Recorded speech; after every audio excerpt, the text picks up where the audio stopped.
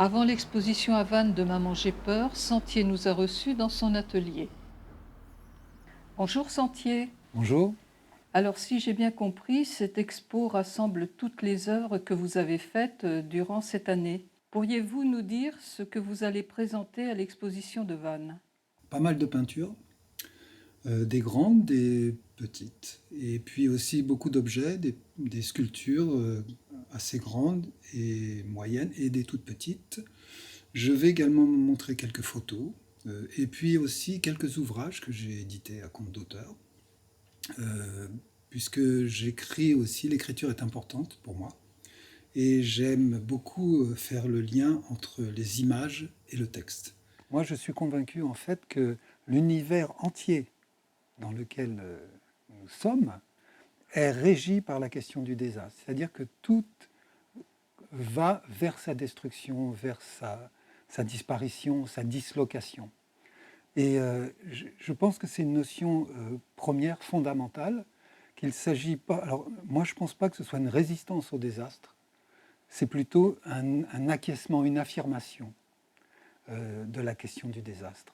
C'est-à-dire que, en même temps, il y a une notion de résistance, effectivement, parce qu'il s'agit de rester nous-mêmes, de préserver notre intégrité en tant qu'individu, mais nous allons quand même vers une disparition, une dislocation qui n'est pas forcément quelque chose de négatif.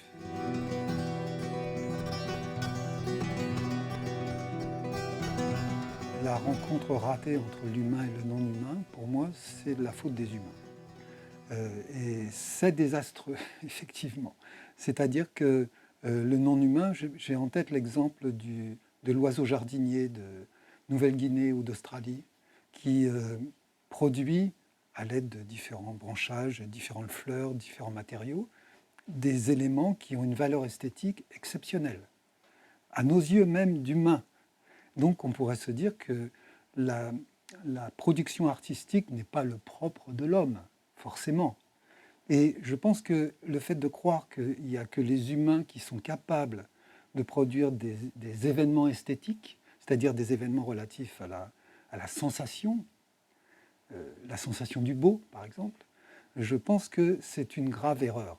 Et c'est l'erreur des hommes, des êtres humains plutôt, de ne pas avoir réussi à faire le lien entre ce qui existe au-delà de l'humain et le propre de l'humain. Donc ça, c'est désastreux. Mais je ne pense pas que ce soit le désastre qui soit responsable de ça. Je pense que ce sont les êtres humains.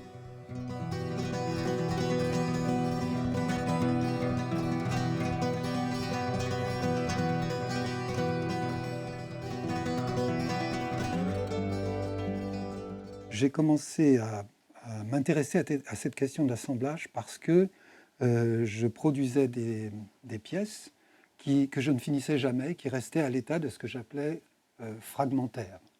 J'avais comme ça énormément de fragments et c'était frustrant. Je voulais vraiment finir une œuvre, finir les pièces et puis passer à autre chose. J'avais ce schéma en tête qui ne m'appartenait pas.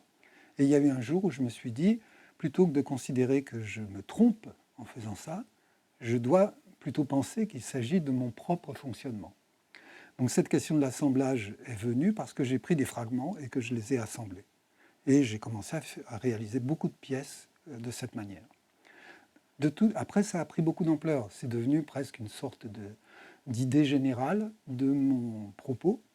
Je me suis mis à assembler des techniques, je me suis mis à assembler des idées que je glanais à droite à gauche. Tout devenait assemblage jusqu'au moment où je me suis aperçu qu'un être vivant, un être même s'il n'est pas vivant, c'est un assemblage. Et du coup, là, je me suis dit, je tiens quelque chose d'extrêmement intéressant. Et justement, c'est cette relation entre le discontinu et l'unitaire, l'unique, le constitué, la forme constituée finie. Et en fait, plutôt que d'essayer de résoudre cette soi-disant contradiction, je me suis dit que c'était une sorte de mouvement très dynamique qui constituait ce que l'on vit, quoi, notre manière d'être. Voilà, on peut dire ça comme ça.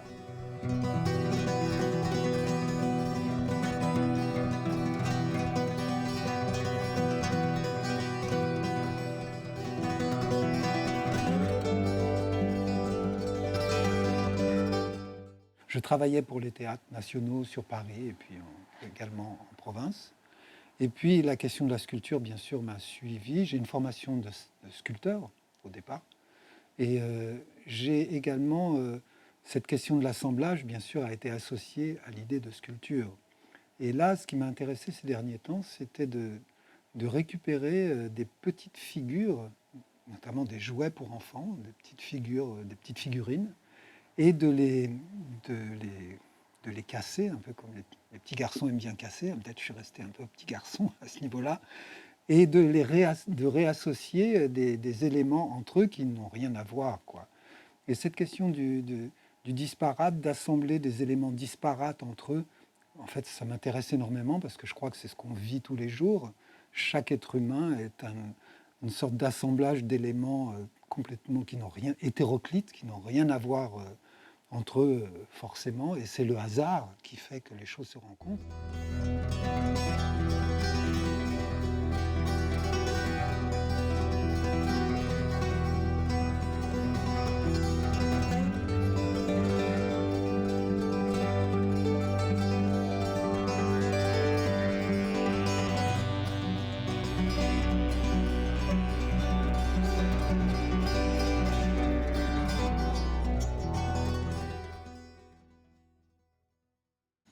Je suis peut-être un peu caricatural en disant ça, mais ça exprime vraiment le fond de ma pensée.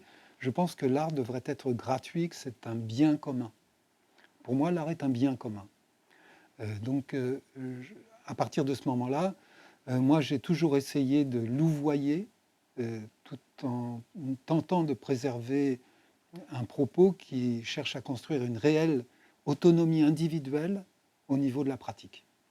Ne pas être influencé justement par des structures, des institutions qui imposent aux artistes plus ou moins, enfin, c'est une résistance de chaque jour, une manière de faire, une manière de voir, une manière de s'inscrire dans ce que doit être la continuité de l'histoire de l'art, par exemple.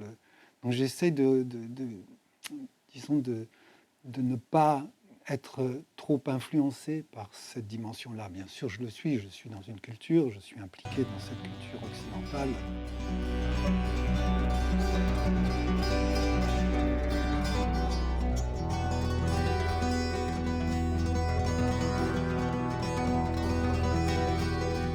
C'est formidable d'être accueilli, comme je le suis là, par le fait de me proposer ce lieu, que j'ai la liberté d'investir comme je le désire, pour vraiment pouvoir présenter ce que je souhaite présenter de la manière que je veux. Ça, c'est formidable. Dans ma manière de travailler, il n'y a pas de diffusion de messages ou de diffusion d'idées. C'est-à-dire que je n'attends absolument pas de la personne, du regardeur, qu'il reparte avec une idée que j'aurais préconçue, que j'aurais pensée au préalable. Donc, ce que je souhaiterais quand même, c'est qu'il y ait, surtout chez les jeunes, chez les lycéens ou chez les collégiens, qu'il y ait cette idée qu'on peut librement inventer tout ce qu'on a envie d'inventer, quoi. Tout ce qu'on a envie tout ce qu'on rêve de faire, eh ben, pourquoi pas essayer de le faire. C'est ça peut-être la chose qui me paraît importante. Bon, bien sûr, il y a d'autres choses, si on creuse un petit peu, parce qu'il y aura beaucoup de textes aussi sur les murs, peut-être que les gens repartiront avec des choses qu'ils auront lues ou des images qui auront été importantes, peut-être pour eux. Et à ce moment-là, il y aura peut-être quelque chose qu'ils emporteront avec eux, soit de purement esthétique, soit peut-être un mot qu'ils auront retenu.